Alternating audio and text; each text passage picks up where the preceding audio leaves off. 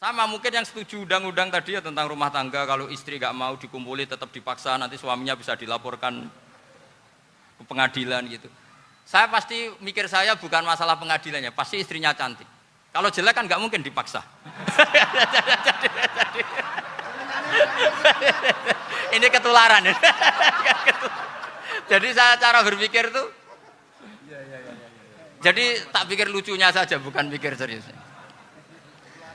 Ketularan ya sudah ketularan ini. Karena keburukan itu mudah nular.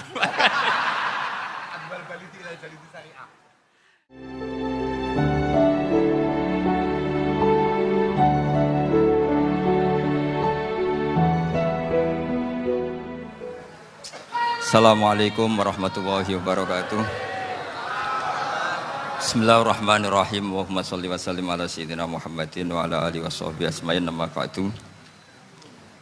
Sedanten ingkang kula hormati wabil khusus teman bapak kula Kiai Haji Agus Ali Masyuri, beberapa kiai yang tanpa ngurangi rasa hormat saya hormati semua. Ini ada beberapa Gus. Ini saya ngaji insyaallah 1/4 jam. 1/4 jam nanti yang menghisap Gus Kausar berapa Gus? 10 menit. 10 menit. Begini.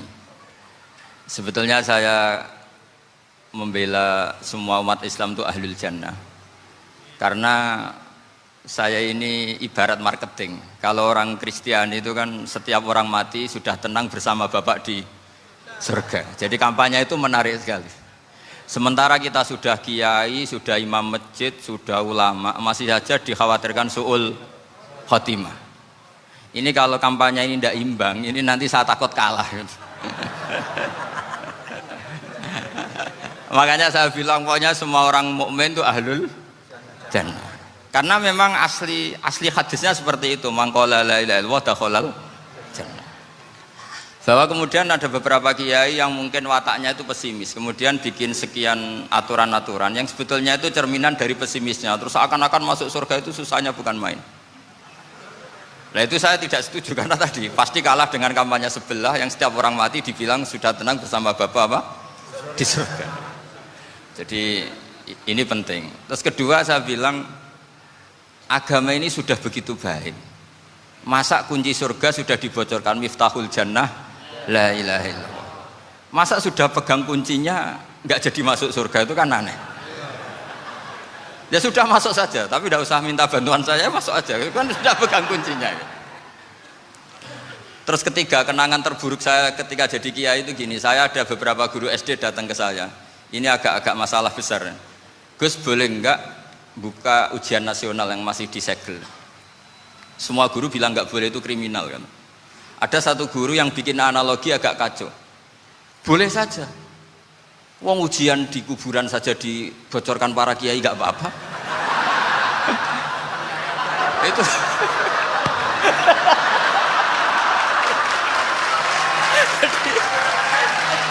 tapi ini kriminal ya.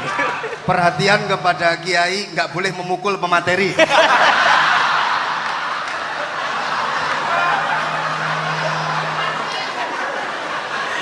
Jadi tentu itu analogi yang salah kan. Marrobuka kan, Tuhan kamu siapa, nabi kamu. Tuhan kamu siapa, nabi kamu siapa, imam kamu siapa. Ini kan sudah dibocorkan oleh para kiai. Artinya apa? Nak raiso jawab kebablasan gitu. Terus guru ini berpikir kalau ujian akhirat sekrusial itu saja bisa dibocorkan, kenapa ujian nasional tidak boleh? Tentu ini kias yang salah, saya tidak ngajari seperti itu. Tapi saya ngajari ke kalian betapa mudahnya masuk surga. Kunci jawaban sudah dikasih, kunci pintu masuk sudah dikasih. Kok sampai tidak masuk, ini kebablasan. Paling salah gurunya.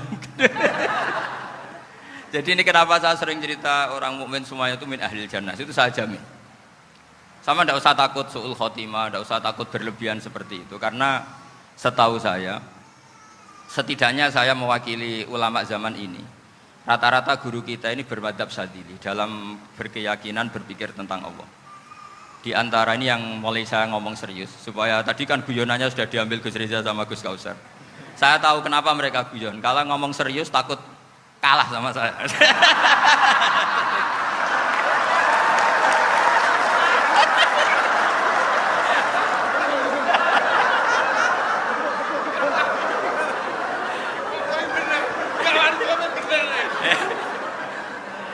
Karena saya ini sudah terkenal pemikir serius, jadi artinya itu satu kepintaran mengalihkan. Ya, oh ya, sudah itu satu kecerdasan. Tidak hanya ngalim tapi betul cerdas. Betul cerdas. Jadi itu bukti beliau-beliau ini cerdas itu. Saya berpikir begini, ini madhab Syadzili. Kita semua tentu Syadzili karena kita semua ngaji kitab hikam. Kita tahu kitab hikam itu muridnya Abul Abbas Al-Mursi. Abul Abbas Al-Mursi muridnya Syekh Abil Hasan apa? Asy-Syadzili. Saya masih ingat betul makalah itu dan saya ulang-ulang. Setiap saya ngajar di sarang saya ajarkan itu. Kilali kata Abul Hasan Asy-Syadzili, saya pernah dapat hatif, dapat semacam ilham. Apa makna min syarril waswasil khannas? Itu kata beliau dijawab oleh hatif itu. Hatif itu nggak perlu diterjemah tadi ada karena tadi diajarin itu. Apa yang dihidupkan itu nggak perlu dijelaskan. kata hatif tadi, waswasun yadkhulu bainaka wa baina habibika. Yunsika altofahu alhasanah wa yudzakiruka af'alaka asai'ah wa yukassiru indaka dzatas shimal wa yuqallilu indaka dzatal yamin liya'dila bika an husni dzanni billah ila su'i dzanni billah. Jadi yang dikatakan waswas adalah kamu digiring untuk hanya ingat sisi-sisi kamu yang negatif, dilupakan bahwa Anda punya sisi-sisi yang positif. Misalnya seperti ini, mungkin secara fikih tadi banser-banser tegas, wah ini masalah lelaki perempuan dipisahkan gini-gini. Tapi kenapa Ghazali bilang ya sudah gini gak apa-apa. Sebetulnya ada rukhsah itu karena ini di depan umum. Yang paling pantangan Nabi itu la yakhluwanna rajulun bimra'atin. Ini ada yang menjaminnya gitu. Malah khawatir saya di sini dipisah tapi setelah berduaan nggak bisa. Jadi toleransinya karena ini di depan umum. Itu masih ada toleransinya. La yakhluwanna rajulun bimra'atin. Begitu juga ketika kita dosa, misalnya kita dosa. Orang Islam setiap dosa itu pasti ingat salahnya, kemudian istighfar. Dan ketika satu kebaikan dibandingkan keburukan, itu kata semua ulama, karena sayyi'ah itu bernilai 1, kebaikan bernilai apa? 10. Itu masih surplus berapa? 9. Jadi itu cara berpikir Abul Hasan Asy-Syadzili. Kenapa kamu harus berpikir positif tentang Tuhan? Sekali berpikir tentang negatif, itu bahaya betul. Misalnya begini, kamu berpikir tak rewangi jadi kiai, sujud, rukuk, ternyata aku tetap mlebu neraka. Gunane apa? Itu menurut saya kan nggak punya akal. Sujud itu satu kelaziman menghamba kepada Allah. Normalnya seorang hamba itu ya sujud. Kemudian gara-gara kamu ingin masuk surga, terus logika kamu dibalik. Gunanya apa saya sujud? Ternyata saya masuk neraka. Itu pertanyaan yang benar-benar bodoh dan itu menjadikan Allah benci. Logikanya dibalik begini. Ini saya ngomong serius karena ini bentuk kemenangan saya ini bentuk kemenangan saya. Saya berkali-kali ngomong di kota pelajar di Jogja karena banyak pengujinya juga. Bukan sekedar pendamping tapi penguji. Banyak yang profesor, bukan sekedar dokter, banyak yang profesor. Jadi biar ini dok. Begini. Saya pernah ditanya sama seorang dosen, Gus, saya ini ngaji hadis banyak, tapi ada yang saya tidak paham, yaitu mangkola la ilaha illallah dakhalal jannah, ada kalimat wa in zana wa in saraka. Meskipun pernah zina, pernah maling. Ini kan seakan-akan mentoleransi perzinaan dan pemalingan. Terus saya bilang, oh makna hadis itu seperti ini. Jadi kebenaran absolut, kebenaran yang mutlak itu tidak akan terganggu oleh status perilaku seseorang. Saya berkali-kali memberi contoh. Orang yang ditangkap KPK akan bilang 1 + 1 2. KPK-nya juga bilang 2. Rivalitas dalam politik, Pak Prabowo ya bilang 2, Pak Jokowi juga bilang 2. Orang yang zaniyah, yang lonte pun akan bilang 2. Muftinya juga bilang 2. Ketua MUI-nya juga bilang 2. Artinya gini, kebenaran yang absolut adalah kebenaran yang siapapun akan meyakini seperti itu. Seperti 1 + 1 2. Kamu punya musuh bilang 2. Kalau ibu-ibu ini punya maru ya marunya bilang 2 tadi tambah mama. Enggak tahu saya terjemahnya apa tadi. Nah, kebenaran yang absolut itu kebenaran yang siapapun pasti mengakui. Dan uniknya begini, saya pernah ngaji acara himmah, acara pondok sarang di Demak. Kalau kamu bilang 1 + 1 menjadi 2, untuk mengatakan 2 itu kamu butuh hadiah enggak? Mereka semua jawab enggak. Kita semua juga saja mengatakan tembok itu putih. Kenapa? Karena memang putih. Kita mengatakan 1 + 1 2 karena memang kita tanpa presentasi dapat hadiah, dapat penghormatan. Kenapa untuk mengatakan Allah itu Tuhan, kita butuh surga? Memangnya kalau tidak ada surga, Allah tidak jadi Tuhan? Ini problem orang soleh-soleh yang terlalu pesimis. Makanya nanti orang-orang soleh itu masuk surganya berat. Tapi kalau orang alim lebih gampang kira-kira seperti itu. Iya, karena kan imannya lebih bagus. Dalam hadis qudsi, Allah ini yang dibuli orang-orang soleh. Laulam akhluk jannatan wala naron alam akun ahlan an uto'a, dalam hadis qudsi itu. Kalau saja saya tidak menciptakan surga dan neraka, apa saya tidak jadi Tuhan yang perlu ditaati? Apa kalau kamu tidak saya kasih uang 1 juta terus bilang 1 tambah 1 11? Enggak kan? Tetap bilang berapa? 2.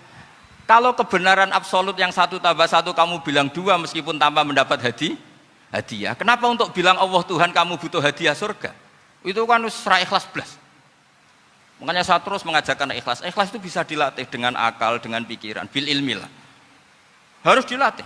Nah di sini ini momen atau makna yang mestinya harus difahami wa inzana, bahwa kalimat ini sah meskipun dilafatkan seorang yang pernah zina. Sama seperti 1 tambah 1 2 sah, diucapkan siapa saja sah.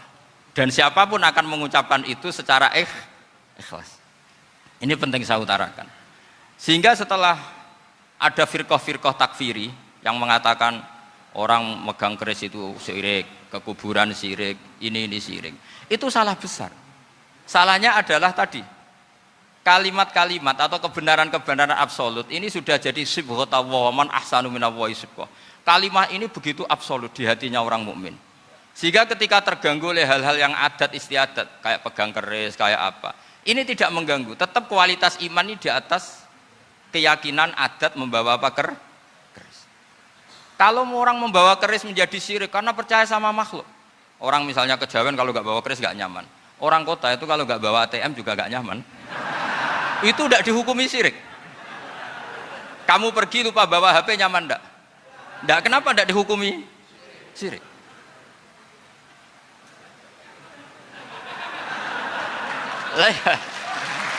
Jadi ini logika-logika. Jadi makanya ini Gus Reza boleh ngeritik saya. Saya itu berkali-kali bilang, saya termasuk ulama yang mau bikin gerakan cangkem elek. Karena nanti kalau saya nisbatkan ke Rasulullah itu tidak pantas, karena Nabi ahsanan nasi khalqau wa khuluqa. Tapi saya siap jadi bempernya Rasulullah Shallallahu Alaihi Wasallam. Pernah ada diskusi di Jakarta, ini kisah nyata. Apa dalilnya setelah sholat salaman? Mana hadisnya? Itu dijawab hadisnya tentu kita kesulitan. Kalaupun ada hadisnya dhaif semua yang masalah musafahan. Akhirnya mau tidak mau dijawab pakai cangkem elek. Boleh enggak kamu setelah salam nyalain HP yang off? Boleh. Boleh enggak ke kamar mandi? Boleh. Oh berarti kencing boleh, nyalain HP boleh, yang enggak boleh itu ingat Allah. Karena mereka mengkritik wiridan, ngeritik salam. Akhirnya mikir deh, ada enggak hadisnya orang setelah sholat nyalain HP? Enggak ada kan? Tapi mereka nyalain HP enggak hambatan, tapi untuk salaman masalahkan. Ke kamar mandi boleh, tapi untuk wiridan enggak boleh. Akhirnya mereka sadar, oh iya. Lama-lama dibisi gini yang kelompok itu. Kamu itu korban aliran supaya kamu gak ingat Allah, ingatnya HP-nya. Sehingga orang wiridan kamu kritik, orang nyalain HP tidak kamu kritik. Itu kelompok itu adalah kelompok orang-orang yang supaya orang Islam itu lupa Tuhannya. Itu gerakan cangkem elek, tapi jadikan orang sadar. Jadi ini penting. Jadi kalau kamu tidak bisa bela agama dengan jalan yang lurus karena tidak bakat gitu. Gak apa-apa pakai cangkem elek tadi, karena gak mungkin gerakan ini dinisbatkan kepada Rasulullah Shallallahu Alaihi Wasallam. Kalau soal sanad, saya punya sekian sanad tentang itu, tapi tidak usah kamu ikuti. Ada orang tanya, ya Pak Kiai kalau setan dibakar di neraka panasan enggak? Ya panasan. Lo kan setan dari api, ngapain harus panasan? Kan materinya sama. Terus Kak Kiai tadi gak kesulitan, dia ngambil pasir, disawur di wajahnya. Wah sakit Kiai, kamu kan dari tanah, kena tanah kok. Jadi itu ada sekian, artinya gini ya, kalau kesulitan jawab pakai baik-baik ya sudah pakai cangkem elek itu aja karena. Nah, tapi tentu kan gerakan ini tidak mungkin dinisbatkan kepada para nabi. Tapi saya pastikan meskipun nggak bisa dinisbatkan kepada para nabi dari segi cangkem elek tadi, tapi secara semangat itu sama. Saya punya sekian contoh.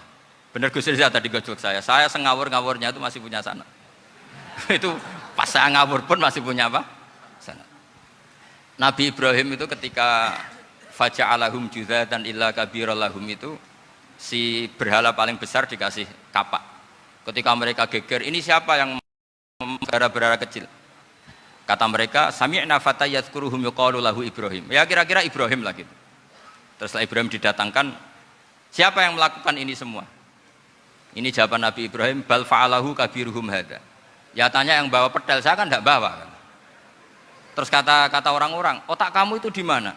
Masa berhala disuruh nanya, kan nggak bisa ngomong. Ibrahim kembalikan, uffil lakum walima ta'buduna min dunillah. Lalu otak kamu di mana? Sudah tahu nggak bisa ngomong kok disembah gitu. Itu ada kata uffin loh. Uffin itu kalau diterjemah kira-kira ya agak-agak jancuk gitu. Kira-kira seperti itu. Ya kira-kira seperti itu. Jadi Sekarang dalilnya jancuk apa Gus? Bahkan juga biasa kalau misalnya saya bilang sudah itu gimana? Jancuk itu dari daksu, dak tinggalkanlah suan perkara sing elek. Krono ilate wong Surabaya kakean rawon, akhirnya ngomongnya jancuk.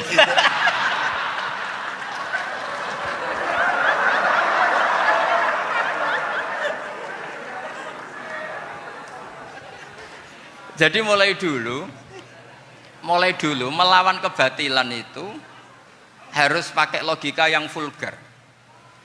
Karena memang nggak mungkin dengan bahasa-bahasa priayi itu nggak mungkin. Dan ini penting saya utarakan. Nah, kalau nanti nggak mungkin dinisbatkan kepada Rasul karena Nabi adalah ahsanan nasi khalqa wa khuluqa, kita yang ngambil alih saja. Gus Reza, saya, Gus Kaustan ini cara cangkem elek kan pantas. Luas. Selain bakat ya sudah natural. Karena memang itu cara kita menjelaskan kebenaran. Saya ulang lagi, itu cara kita menjelaskan apa? Kebenaran. Mau tidak mau.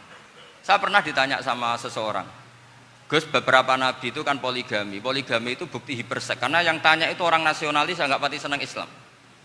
Terus tak balik tanya, perempuan itu makhluk lemah enggak? Ya lemah. Kalau nolong lama satu itu gimana? Ya baik. Kenapa nolong dua jadi tidak baik? Harusnya kalau nolong tiga tidak baik. Tapi saya tidak dukung poligami. Ini cerita. Setidaknya mereka jadi ingat. Saya itu pernah ditanya agak-agak orang ateis. Dia benci Islam tapi neliti Islam. Pertanyaan kedua, kenapa dalam perang itu seakan-akan Nabi itu perampok? Hartanya orang kafir disita kemudian menjadi ghanimah. Itu kan kayak ngerampok. Terus saya tanya gini, kalau ada penjahat ke rumah kamu, kemudian pakai senjata api, setelah kamu ringkus, itu senjata api kamu kembalikan apa kamu sita? Oh ya saya sita, kalau tak kembalikan dipakai ngerampok lagi. Ya sama seperti itu, kalau kekuatan mereka dikembalikan, akan dipakai kekuatan mereka lagi. Jadi, ya lagi-lagi ini kemenangan orang serius. Karena nanti guyanya sudah dintekno sama Gus Safa sama Gus Riza. Nah, kenapa saya ngajar begitu rileks, begitu santai? Karena pikiran saya sederhana. Fa innal uqula muttarratun ila qabilil haq. Akal sehat pasti dipaksa menerima apa? Kebenaran. Sehingga kebenaran itu tidak usah kamu ngomongkan secara serius, tidak perlu. Kebenaran itu mudah diterima. Saya itu pernah ngaji berkali-kali di Jogja di mana-mana sampai ada buku seorang dokter nulis tesisnya itu bangga lagi menjadi muslim setelah ngaji saya itu. Karena saya menerangkan itu ringan. Orang Islam itu harus mencintai Allah. Ciri utama cinta itu tidak tegang, rileks. Saya bilang begini, kalau kamu pernah 1 tahun digratisi orang rumah, makanan, kamu kira-kira itu mudah nggak mencintai orang yang berjasa sama kamu minjemin rumah dan ngasih makan gratis? Mudah kan? Apalagi kita ini mudah mencintai orang yang minjemin mobil 1 tahun, ngasih rumah 1 tahun, apalagi selamanya. Kenapa kita tidak mudah mencintai Allah yang memberi kita bumi, air, oksigen, semuanya kita dikasih Allah. Akhirnya mereka mikir, wong mencintai seseorang yang ngasih dalam durasi 1 tahun saja mudah, apalagi mencintai Allah yang ngasih kita tanpa batas. Itu disebut walladzina amanu asaddu hubbal lillah. Orang mukmin itu mudah sekali mencintai Allah. Caranya dilatih tadi. Kita mudah mencintai orang yang berjasa sama kita. Kenapa tidak mudah mencintai Allah yang tentu jasanya lebih besar? Nah, karena akhir-akhir ini banyak orang yang terlalu nazir, terlalu kata Nabi kan basyiru walatu nafiru yasiru walatu as siru. Sehingga saya bikin gerakan. Pokoknya semua orang mukmin pasti masuk surga. Nanti soal ada kesalahan-kesalahan kecil yang menjadikan orang su'ul khotimah itu sifatnya kehati-hatian. Jangan menjadi hukum. Hati-hati itu tidak menjadi hukum. Kalau kamu nyupir hati-hati itu bukan berarti pasti kecelakaan, enggak. Hati-hati itu ya hati-hati saja, tidak menjadi hukum. Ini penting saya utarakan karena kubu sebelah kampanyenya sudah tadi, setiap mati mesti tenang bersama Bapak di surga. Sementara kita mau kampanye, kamu sholat tidak mesti diterima, haji tidak mesti diterima, jadi kiai tidak mesti masuk surga. Coba kalau kita kampanye gitu terus, yang mau jadi muslim itu siapa? Jadi ini sudah tak perhitungkan matang-matang, saya milih macam seperti itu. Ya ini saya pikir sudah, ini pembandingnya supaya punya waktu. Saya suka sekali. Nah ini yang sesi terakhir ya, sesi terakhir. Saya akan cerita fikih karena Nyun sewu Gus, ada iklan sebentar dari ibu-ibu, pentolan mic kurang dekat ke mulutnya Gus Baha. Sehingga suaranya tidak terdengar sampai ke belakang. Oh, gitu, pentolannya didekatkan Gus ke gitu. mulutnya. Ini kalau ngomong konotasinya itu mesti nyerempet. Sudah apa ya? Sudah ahlinya di situ. Ya malah ada di situ.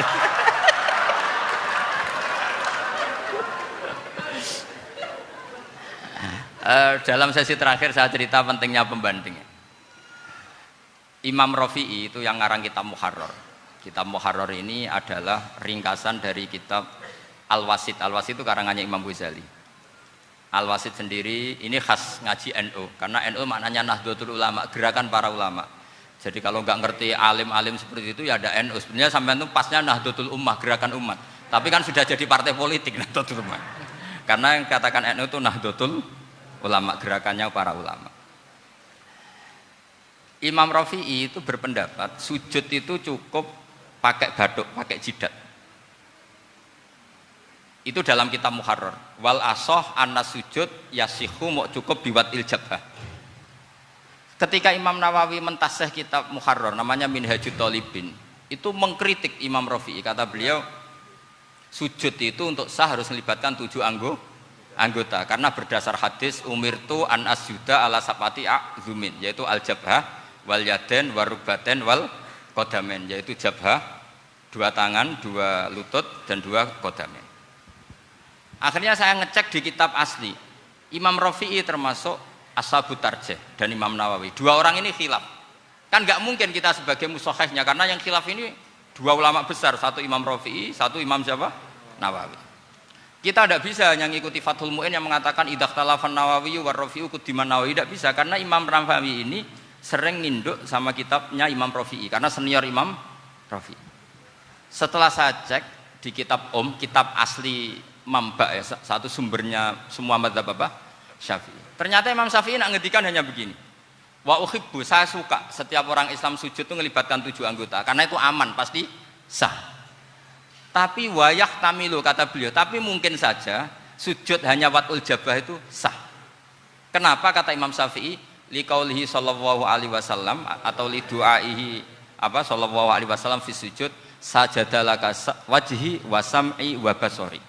Nabi ketika sujud itu hanya berdoa, ya Allah sujud kepada engkau wajhi wa sam'i wa basari. Nabi tidak menyebut wayadi wa rukbati wa qadami.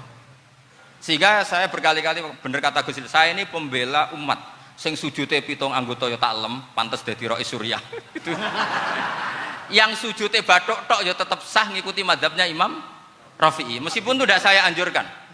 Tentu tidak saya anjurkan. Alasannya Imam Syafi'i tadi, Rasulullah pernah berdoa dengan kata-kata sajadalaka wajhi, bukan diteruskan wayadi warubati wakoda. Sehingga fal khilaf huna bakin ala khiddati kalau dalam bahasa fikih. Khilaf biar tetap sesuai aturan khilaf masing-masing. Enggak perlu kamu menggugurkan pendapat Rafi'i yang mengesahkan sujud hanya pakai jabah.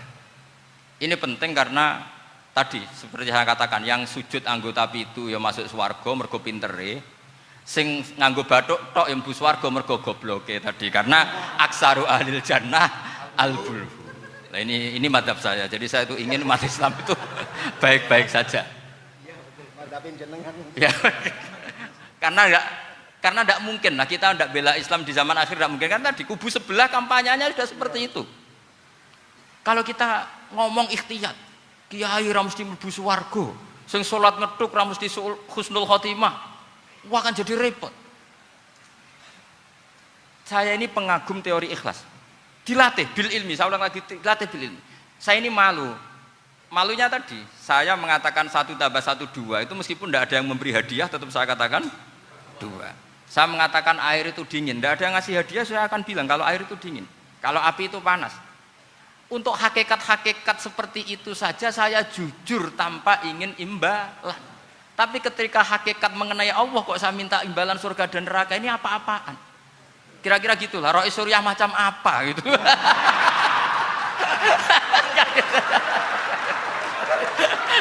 Ya saya kira demikian. Assalamualaikum warahmatullahi wabarakatuh. Waalaikumsalam warahmatullahi wabarakatuh. Alhamdulillah. Baru kali ini ada seminar yang dikritik terus sama pemateri itu pendampingnya. Mestinya pembandingnya. Tapi luar biasa para milenial semuanya, Masya Allah, terlihat wajah-wajah surga di majelis ini. Walaupun toh yang hadir tidak semuanya milenial, ada post milenial juga di sini. Ada yang Gus dan juga ada yang Kiai. Kalau Gus biasanya kan masih bisa tolah-toleh, kalau Kiai harus fokus. Tapi yang paling fleksibel di PWNU Jawa Timur, yang paling enak itu adalah beliau, Kiai Haji Agus Ali Mazhuri. Enaknya pripun? Dadi kiai ya iso, dadi Gus ya iso. Itu posisinya paling enak di antara pengurus-pengurus yang lain. Tepuk tangan untuk beliau, enggak apa-apa. Langsung saya buka pertanyaan, yang ditanya 2 orang, jangan pendampingnya. Yang ditanya 2 orang. Kalau enggak Gus Baha, Gus Kausar. Saya hitung sampai 10, enggak ada pertanyaan, kita tutup dengan doa. 1, 10. Ada yang 2 mawon nggih, pertanyaannya 2. 1, monggo. Yang perempuan, saya ingin yang perempuan, monggo. Sudah 2. Silakan.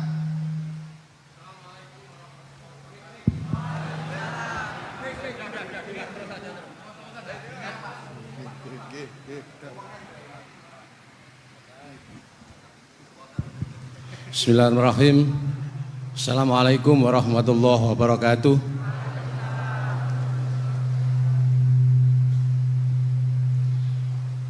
Yang saya ingin tanyakan kepada Gus Baha, saya itu sering ngaji lewat YouTube panjenengan Gus.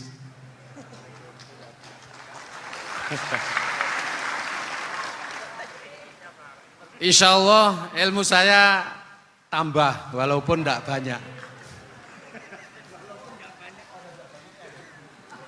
Yang saya tanyakan, nopo ilmu kula niki barokah? Yang pertama, karena saya ngaji lewat YouTube panjenengan, saya tidak izin. Untuk itu hari ini saya izin panjenengan, mudah-mudahan ilmu ingkang saya dapat dari panjenengan niku saged barokah niku Gus. Terima kasih. Wassalamualaikum warahmatullahi wabarakatuh. Waalaikumsalam warahmatullahi wabarakatuh. Langsung mawon Gus nggih, yang satunya dulu. Siapa aja? Oh gitu. Monggo Gus. Itu tetap barokah dan kebaikan itu mah enggak perlu minta izin. Kalau kebaikan minta izin jadi repot. Jadi kalau dalam kitab fikih disebut iktifaan bil idzni syar'i, karena syara akan selalu memberi izin sama kebaikan. Itu udah hanya masalah YouTube sampean. Tadi melihat wajah Gus Ali ibadah, pamit dulu. Nanti kalau ada orang alim lewat mau lihat juga pamit dulu. Lama-lama mau baca sholawat, ya Rasulullah pamit dulu mau baca sholawat. Jadi semua kebaikan itu cukup iktifaan bil idzni syar'i. Ya jelas ini ya. Oke, terima kasih. Jangan lupa pulsane tuku dhewe lek ndelok YouTube. Wifi-nya juga jangan nyolong. Harus passwordnya izin kepada yang punya wifi.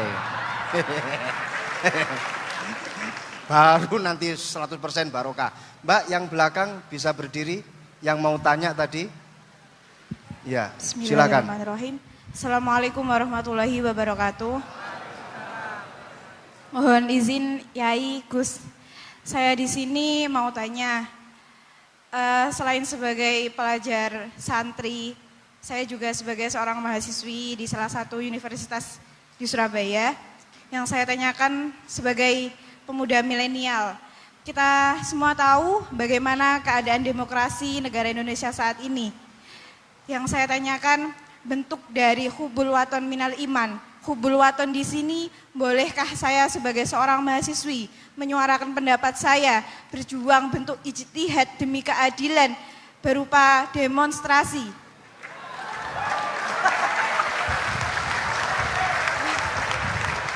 Ngapunten. Yang saya tanyakan di sini, bagaimana menurut Gus, apakah saya melakukan demonstrasi ini sudah baik atau sangat baik atau mungkin perlu dikaji kembali? Terima kasih. Wassalamualaikum warahmatullahi wabarakatuh. Hubungan antara demonstrasi dan hubbul wadon minal iman. Hah? Oh ya, hubbul waton minal iman. Monggo Gus.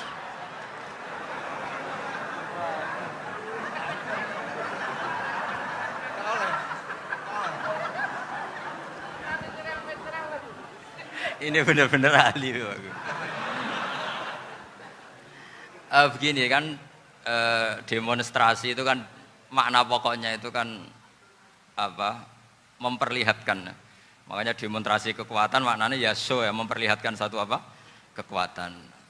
Sehingga kalau dalam Islam itu ya fleksibel, asal itu tidak merugikan orang lain, tidak anarkis, tidak mandorot bagi kelompok lain tentu boleh. Bahkan kalau tidak apa? Menyuarakan suara kita tentu dengan cara-cara yang tetap islami ya, itu malah kita disalahkan karena berarti tidak ikut bertanggung jawab terhadap proses bernegara, tapi tentu disuarakan secara konstitusional dan secara baik. Kemarin pas demo di Jogja yang rame itu masalah rancangan KUHP itu, rektor UI juga ketemu saya, pamit Gus mau demo ya tapi yang baik dan sopan karena begini ya, di Quran itu ada ayat walau la daf'uhinna sab'atuhum bi ba'dil fasadatil ard. Jadi kekuatan manapun itu harus dikontrol. Tentu kontrol itu macam-macam. Tapi tentu saya ulang lagi, jangan anarkis, jangan melakukan sesuatu yang kontraproduktif. Jadi menurut saya pernah ditanya, Gus kalau pemerintah itu didukung 90% rakyatnya bagus enggak? Ya bagus, berarti presidennya hebat, didukung mayoritas rakyat. Kalau hanya 55 ya bagus. Presidennya biar tahu, biar hati-hati karena dipilih separuh lebih sedikit gitu. Lah kok bagus semua? Ya emang harapan kita sama Allah semuanya baik semua kata saya gitu. Jadi susahnya apa sih kita melihat sesuatu itu, asal agama ini kan gampang, asal tidak maksiat itu baik. Asal gak maksiat itu baik. Makhuyira Rasulullah bina amroini lakhtaro aisarohuma malam yakun isman. Jadi demo itu bukan, nah kalau demo yang diharamkan sebagian fatwanya ulama tentu yang maknanya yang anarkis.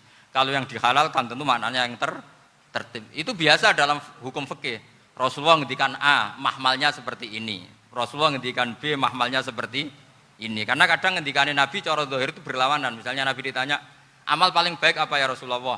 Nyaur utang gitu. Karena biasa yang ngemplang mungkin yang tanya itu tukang.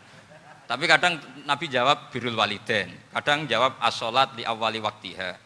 Karena penanyanya ini beda. Enggak tahu sholat. Gimana? Cintaku enggak tahu sholat. Ya, cintaku ora tahu sholat kata beliau. Kan gitu. Jadi ini penting saya utarakan karena zaman Nabi itu ya biasa Nabi misalnya ngendikan sesuatu itu. Terus ada juga sahabat yang memperlihatkan pendapatnya. Tapi tidak niat bantah. Masyhur itu dalam tarikh. Saya beri contoh yang masyhur itu. Nabi pernah sholat duhur itu 2 rakaat. Sebagian riwayat mengatakan asar, tapi yang lebih kuat itu duhur.